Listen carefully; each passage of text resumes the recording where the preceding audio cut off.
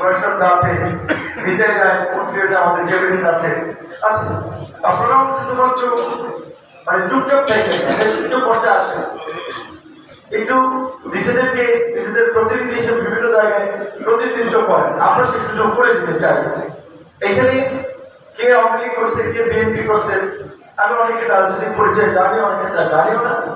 তারা হিন্দু সমাজের মানুষের মধ্যে পরিচিত, এই কারণেই কিন্তু তাদের অনেকে আমরা দেখেছি, সামনে বসেছি, অনেকে বক্তব্য দিয়েছে, আমার সামনে অনেকে বসা আছে।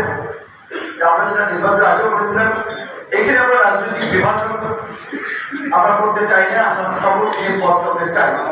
তবে একটা ঠিক যে এটা আমাদের যেটা জেনে রাখা ভালো যে আমি আওয়ামী লীগ অনেক নির্বাচন আমাকে সহযোগিতা করেছে।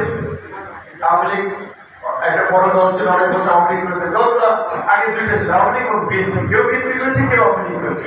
কাজে এখন কেউ মনে যে আওয়ামী লীগের লোকটা সেই থাকতে পারবে না, আওয়ামী লীগের লোক তাহলে তো আসলে সেটা শরীর হবে, তাহলে লোকগুলো হয়ে যাবে।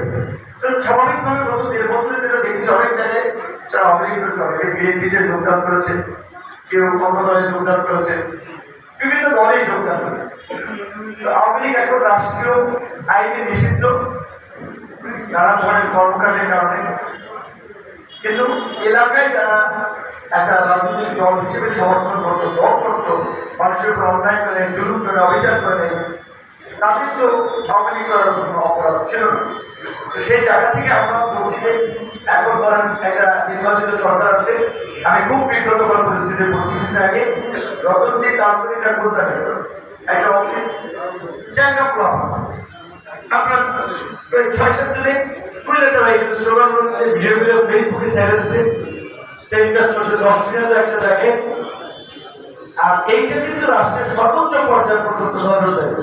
আমি এরাই কেন ওটা আইন শৃঙ্খলা বাহিনী কিন্তু নজর থেকে আসছে এই কাজ কারা যারা 10 দিনে দেখেছে করেছিল, তারা 8-10 জন দেয় কাপড়ের কাপড় করে দিচ্ছে একদিন ভোরে, তার মিছিল করে এলাকায় থাকতে পারে।